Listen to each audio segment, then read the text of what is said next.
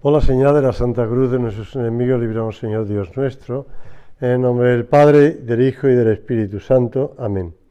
Señor mío y Dios mío, creo firmemente que estás aquí, que me ves, que me oyes. Te adoro con profunda reverencia. Te pido perdón de mis pecados y gracia para hacer con fruto este rato de oración. Madre mía Inmaculada, San José mi Padre y Señor, Ángel de mi guarda, interceded por mí.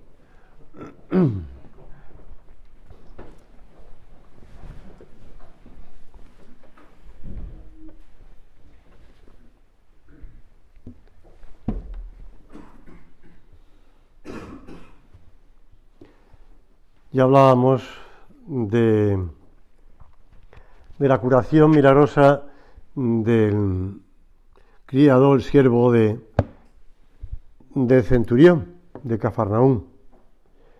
Ahora nos vamos a detener en el milagro de la curación de aquel paralítico que estaba junto a la piscina de Besata. Yo decía que los milagros son una prueba de la divinidad de Jesús. Y hablábamos de la cantidad de milagros que se producen en los evangelios, ¿no? Es una cosa llamativa, pues como el Señor, desde convertir el agua en vino, hasta calmar la tempestad, hasta caminar sobre las aguas, a la multiplicación de los panes y de los peces, a las curaciones de los 10 leprosos, del ciego de nacimiento, etcétera, etcétera, suegra de Pedro, etcétera, etcétera, etcétera, es algo sorprendente. También es sorprendente cuando, así como rápidamente, los apóstoles, los que son enviados de dos en dos, vuelven diciendo que hasta los demonios le obedecen. Los milagros están muy presentes en la vida de la Iglesia, del nacimiento de la Iglesia, y empezando por su propio fundador, que es Jesús, ¿no? Los apóstoles reconocen verdaderamente tú eres el Hijo de Dios cuando ven la pesca milagrosa o cuando ven, pues eso, las curaciones de los enfermos. Muchos creyeron en él viendo los milagros que hacía, dice San Juan. Y los enemigos también los enemigos de Cristo también querían acabar con él por culpa de los milagros. Este hombre hace muchos milagros. Si le dejamos, todos creerán en él. Lo hará el propio evangelista San Juan. Signos de la divinidad de Cristo, sobre todo son signos del amor de Dios. Del amor de Dios. Los signos, los milagros no van en contra de la naturaleza. La naturaleza ha sido creada por Dios y los milagros no van en contra de la naturaleza. Los milagros, digamos, por decirlo así, es una intervención divina, pero en la propia naturaleza. Pero es que también a lo largo de la vida ordinaria, como esa providencia divina, que decíamos que no existe la suerte sino la providencia divina, esa providencia divina es un milagro, porque es una intervención de Dios que se produce constantemente. Como, bueno, no, puede ser lo extraordinario, porque todo el mundo hablaba, sobre todo en el mes de agosto y principio de septiembre, de la niña, la chica esta que volvió a ver en Lisboa, ¿no?, en la Jornada Mundial de la Juventud, que recibió incluso la llamada del cardenal de Barcelona para preguntarle cómo había sido aquello. Bueno, la hablaba a final de agosto con un oftalmólogo y me decía, bueno, no hace falta que fuese un milagro para que se curara, podía haberse curado, por las cosas que tampoco él le había visto, le había analizado a la niña, pero decía que estas cosas pueden ocurrir en lo que la información que daban sobre cómo ella había perdido la vista en bastante y que no era mucho, y bueno, que se había perdido, pero que todavía veía algo, y que como se podía recuperar, que no hace falta una intervención directa de Dios para que se recuperara. Pero bueno, nos llaman la atención estas cosas, igual que el paralítico de Vallecas, etcétera, etcétera, ¿no? Pero es que a lo largo del día el Señor está haciendo milagros, está interviniendo en nuestra vida.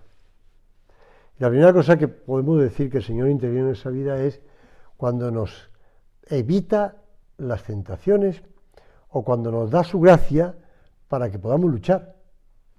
Esas gracias actuales que Dios nos comunica. Bueno, pues siguiendo con el pasaje que no hemos empezado ni a leerlo todavía, dice el Evangelio que Jesús se acercó a la piscina llamada Bethsata o Probática, que está en las afueras de Jerusalén, junto a la puerta probática o de las ovejas, y que durante siglos no se había encontrado esa piscina, porque hablaba de los 5 pórticos, pero que aquel arqueólogo alemán sí la descubrió a final del siglo XIX, que no era simplemente una cosa extraordinaria, sino que era una piscina dividida en 2 partes y que en medio tenía otro pórtico, con lo cual pues era uno por cada lado del rectángulo y el quinto en medio. Esa piscina, como otras piscinas que daban de beber, digamos, a Jerusalén y a los animales de los distintos rebaños que aparecían por allí, etcétera, etcétera, pues va a participar de la visita de Cristo, que se acerca hacia aquel que llevaba allí tantos años.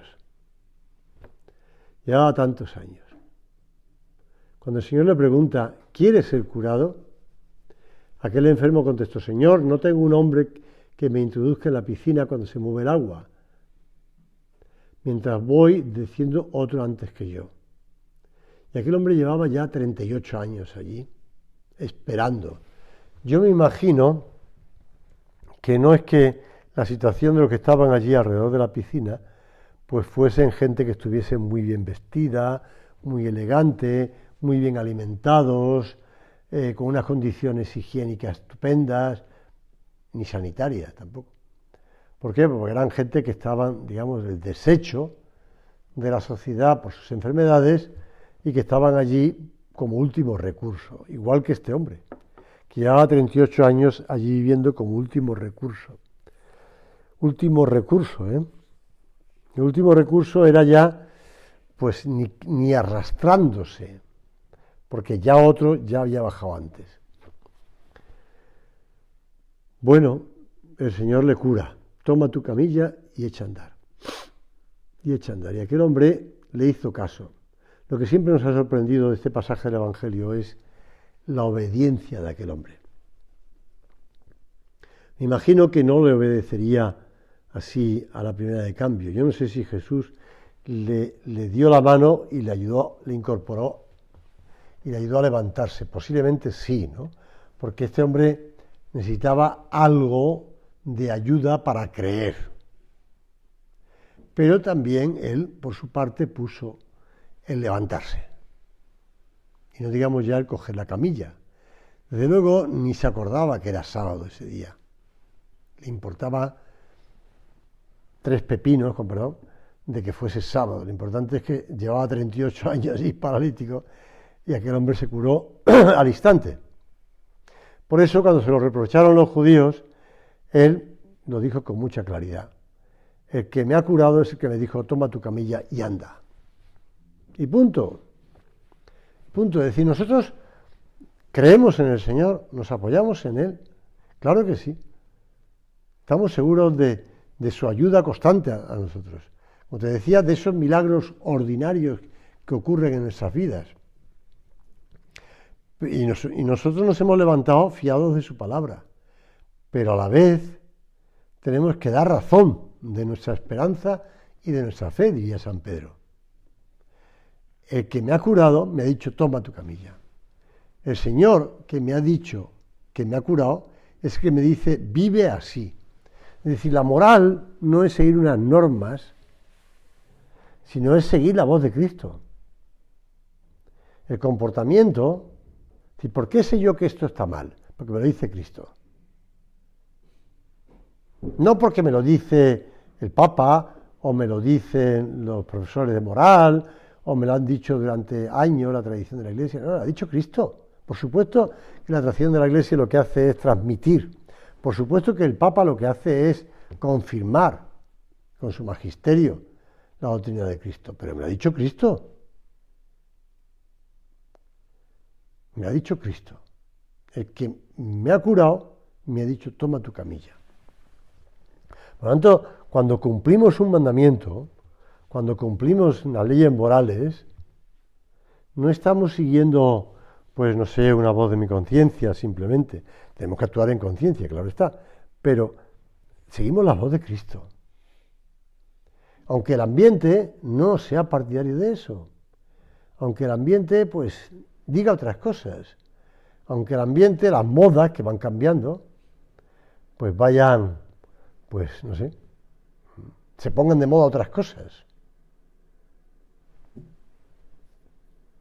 El otro día le preguntaba, a lo mejor ya lo he contado, pero el otro día le preguntaba a un chaval del colegio, adolescente, que cómo había estado pues en vacaciones y tal, cuánto y tal.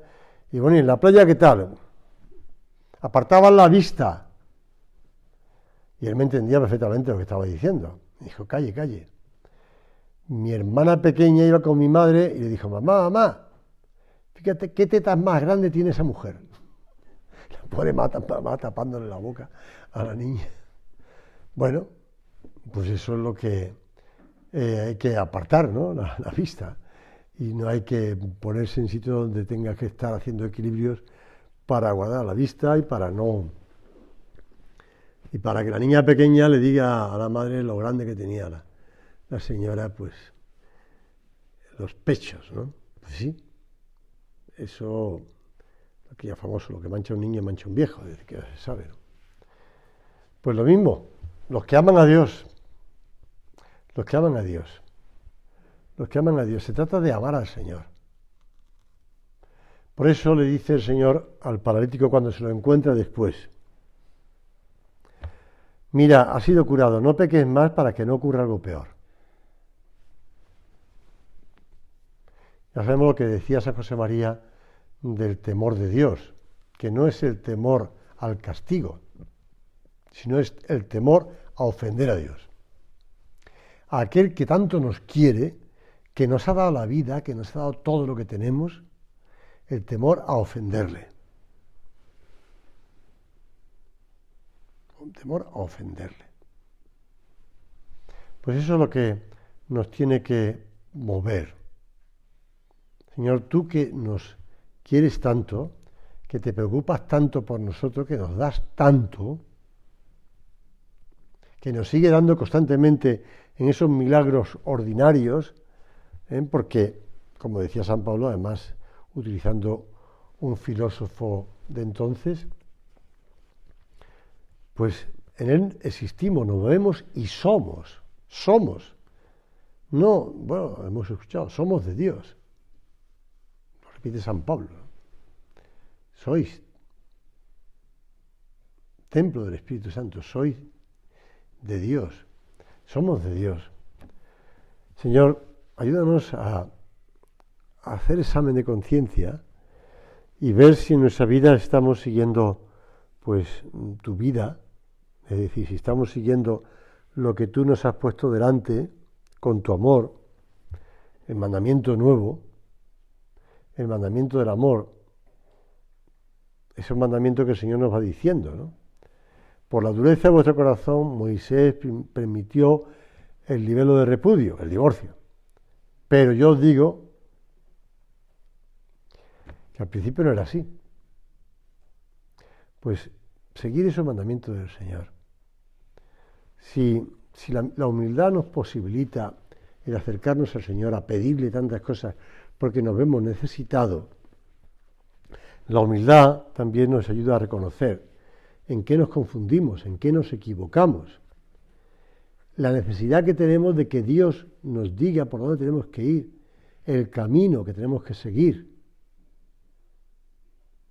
Esa famosa frase de cristianos adultos que no necesitan que le digan lo que tienen que hacer. Tonterías. Siempre seremos personas necesitadas. La humildad. No tengo a nadie que me acerque al agua. Necesito de alguien. Nosotros todos necesitamos de alguien, necesitamos de Dios, que nos ayuda, que nos aconseja, que nos orienta. Como decía San Agustín, no seas soberbio, alaba siempre a Dios, no te olvides de sus retribuciones. La retribución de Dios, lo que el Señor nos ayuda. San Juan termina el relato de este episodio diciendo que los judíos perseguían a Jesús por haber curado al paralítico en sábado. Cuando los hombres no quieren seguir los mandamientos de Dios, se tienen que autoimponer normativas, leyes, el llamado juspositivismo. Pero la realidad es que el juspositivismo, además de que cada vez va añadiendo nuevas leyes, porque cuando no hay un motor interior para hacer las cosas, el hombre lo que busca es la famosa hecha la ley, hecha la trampa, buscar enseguida la trampa, porque nadie le mueve a hacer las cosas, pues se la imponen desde arriba, con el castigo de la cárcel, de la multa, de lo que sea, pero bueno, o de que me pueden pillar y me pueden echar de trabajo, pero si no, nadie me mueve. En cambio, nosotros nos tiene que mover el amor de Dios. Porque es el amor de Dios el que se acerca a nosotros. No el tomar una camilla el sábado. Por supuesto que hay que dedicar el domingo, el Día del Señor, de ahí viene el nombre, el domingo del Día del Señor, pues eso, a descanso, a dar gloria a Dios, a participar de la Santa Misa, a rezar, a estar en familia, pero no por un cumplimiento, sino por un amor a Dios, por amor a Dios y amor a la familia, ¿no? Jesús es el Señor del sábado. Dios es el Señor del sábado. Y le pedimos al Señor del sábado que nos ayude a entender eso que vamos haciendo en nuestras vidas, a entender la razón de ser de por qué hacemos las cosas, por qué dejamos de hacer las cosas. Esa oración tan bonita: no me mueve mi Dios para quererte el cielo que me tienes prometido, ni el infierno tan temido. No nos tiene que mover, por supuesto que nos tiene que mover el cielo. El día 11 de julio pasado, que tuve un encuentro con los compañeros de bachillerato, mi promoción, en el colegio donde estudiamos de La Salle, pues después de la misa que le celebré y después de nos impusieron unas insignias de La Salle, tal, de antiguos alumnos, tal, después estuvimos en, pues lo típico, en una comida y la gente charlando, foto va y foto viene, de un sitio para otro. Pues en un momento me acerqué a uno de ellos, porque íbamos andando hacia el sitio de la comida, entonces, como era un recorrido largo, pues coincidí con uno, y le pregunté a uno, y me dijo: oye, pues yo no recuerdo haberte dicho eso que tú me dijiste. Yo sí recuerdo ir contigo, porque contigo, pues, hacíamos los problemas de matemáticas y tú me ayudabas a hacerlos, ¿no? Pero no me acuerdo de esto que tú me estás diciendo.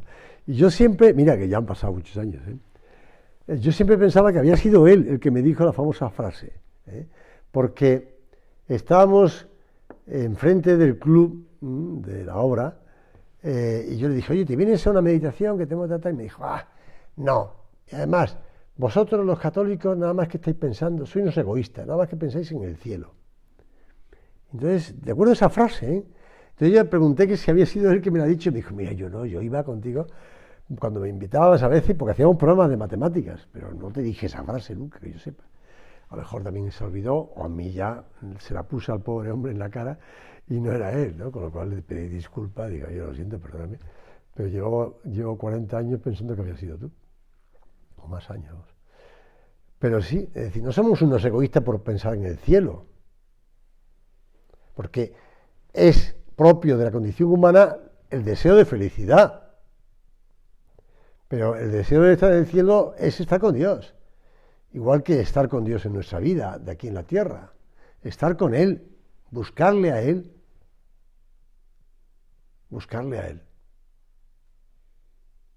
buscar seguir sus pasos. No,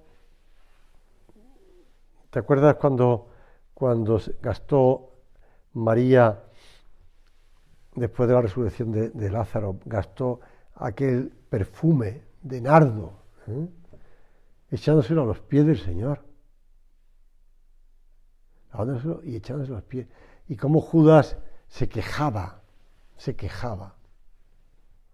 de que podía haberse eso vendido y entregado a los pobres. Judas cumplía, pero era el cumplimiento de Judas. Cumplimiento, porque en el fondo él sisaba de la bolsa. Sabía mucho de administración de dinero, pero lo utilizaba para él.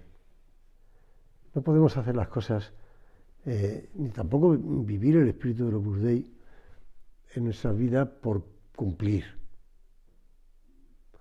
Tenemos que seguir ese amor de Dios, hacerlo por amor a Dios y no cumplimiento. En la vida de piedad, en las normas de piedad, no un cumplimiento, sino un cumplo por amor a Dios. En la Santa Misa, ahora que acabo de celebrar misa en la parroquia a las 11:30, como además estaba lloviendo, pues estaba todo el mundo dentro de la iglesia. Digo que estaba todo el mundo dentro de la iglesia porque a veces los papás con niños pequeños pues los sacan fuera el jardín y entonces a lo mejor uno de ellos está vigilando a los niños y siguiendo la misa desde fuera y el papá o la mamá están dentro con los mayores, lo que sea, ¿no? Pero ahí estaban todos dentro, con lo cual no en la homilía, sino durante toda la misa aquello era una sinfonía. Además, nada más empezar la homilía lo dije, digo, no, a empezar la misa, digo, qué buena voz tiene esa niña, ¿no? Se ve que con la lluvia se le ha aclarado la garganta, porque gritaba, que a ver, se le oía perfectamente y no dejaba de gritar además. Bueno, pues después otro le hizo eco y había niños pequeños que estaban todos, a veces unos llorando, otros... Pues mira, una sinfonía tremenda, pero lo importante es que estaban las familias en misa. Y lo importante es que estaban todos en misa. Y yo decía, ¿hay que tener paciencia con los niños? No, los pobres padres sí que tienen paciencia con los niños.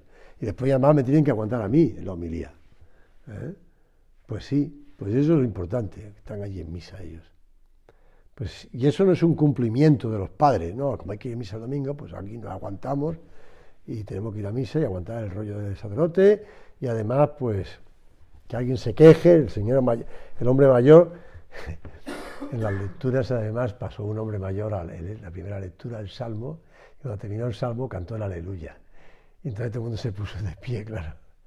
Y yo también, pero se dio cuenta de que el Aleluya no venía en ese momento, entonces terminó el Aleluya y dijo, lectura de la carta del apóstol San Pablo a los romanos.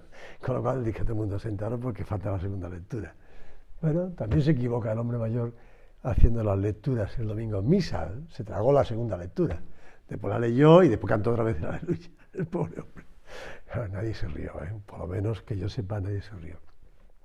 Pero bueno, igual que los niños lloran, pues el hombre mayor se equivoca, ya está. No pasa nada, lo importante es que están asistiendo a lo más importante, que es la celebración del misterio de Cristo, la Eucaristía, la Santa Misa. Y no es un cumplimiento, es por amor a Dios. Y para recibir esa gracia de Dios y esa ayuda de Dios. Y eso es lo que tenemos que buscar en nosotros, no el cumplimiento, sino el hacer las cosas por amor a Dios. Por amor a Dios. Con cansancio, con desánimo, lo que sea. Pero buscando la gloria de Dios. La gloria de Dios y el bien de las almas. Eso es lo mejor. Por eso rectificar tantas veces la intención. Como el Señor le dijo a aquel hombre, al paralítico, que rectificara la intención, que no se quedara solamente en que le habían curado después de 38 años paralítico, ¿no? Sino que no peques más. Rectifica la intención. A partir de ahora no solamente la salud del cuerpo, sino también la salud del alma, que es lo importante. No porque él estuviera paralítico porque había cometido pecados, ni él ni sus padres, como se decía en la tradición de algunos judíos. No. Dios no castiga con el mal físico, con la enfermedad, sino que no peques más. Que no te dejes llevar por tu orgullo, por tu soberbia, plantándole cara ahí a los príncipes de los judíos, diciendo, un momento, yo hago caso al que me ha curado, no a ti que no me has curado nunca. A Dios hay que hacerle caso, no a los hombres. Buscar la gloria de Dios, rectificar la intención, darnos cuenta de que no solamente tenemos que buscar la humildad para rezar, sino buscar la humildad para rectificar, para pedir perdón, para dar gracias al Señor por tantos bienes que nos da. ¿Qué tiene que no haya recibido? ¿Qué tenemos tú y yo que no hayamos recibido? Lo hemos recibido todo de Dios. Por eso buscamos eso, la gloria de Dios y el bien de las almas, sabiendo que el Señor quiere de nosotros eso. El Papa Francisco, hablando del domingo, decía, el domingo libre de trabajo significa que la prioridad no la tiene lo económico, sino lo humano, lo gratuito, las relaciones no comerciales, sino familiares, amistosas, y para los creyentes la relación con Dios y con la comunidad, con la Iglesia. Quizá ha llegado la hora de preguntarnos si trabajar el domingo constituye una verdadera libertad, porque el Dios de las sorpresas es el Dios que sorprende y rompe los esquemas para que lleguemos a ser más libres. Es el Dios de la libertad, no el Dios de la norma. ¿Cómo llevas la camilla en sábado? Sino el Dios de la libertad, hace las cosas por amor. Por amor. El otro día, un profesor del colegio, estábamos en un descanso y yo me lo encontré ahí más cuidando, vigilando el recreo de los niños y entonces empezamos a hablar de filosofía y él me dijo, bueno, ¿pero qué es la libertad? Entonces le hice una definición de la libertad y me dijo, bueno, es que usted sabe mucho.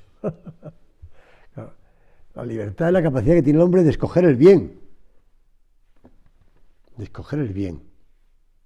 Y es lo que nos muestra el Señor, el bien. El bien. Hacer las cosas por el bien que nos muestra Dios, por el bien que nos enseña Dios, que es el que ha creado todo lo bueno y que es el bien supremo, el bien eterno. La vida de la Sagrada Familia es un modelo para nosotros, ¿verdad? Imagino a San José trabajando y enseñándole a trabajar a Jesús, de carpintero, de artesano, y enseñándole a trabajar para la gloria de Dios y hacer el trabajo bien hecho para la gloria de Dios. Y a la Virgen María buscando en todas sus tareas pues el servir a José y a Jesús. Pues el servir no es malo, ¿verdad? El servicio no es malo, al contrario, para servir, le gustaba repetir a San José María. Y Jesús también sirviendo, cuando hacía los milagros, servía, porque además hacía los milagros bien hechos. Vamos a aprender de la Trinidad de la Tierra a también vivir por amor, que es la Trinidad del cielo. La Trinidad del cielo es la Trinidad que vive por amor. El Padre y el Hijo y el Espíritu Santo, el amor entre el Padre y el Hijo. Le pedimos, pues eso, en nuestra vida siempre esté presente, hacer las cosas por amor a Dios, por amor a los demás.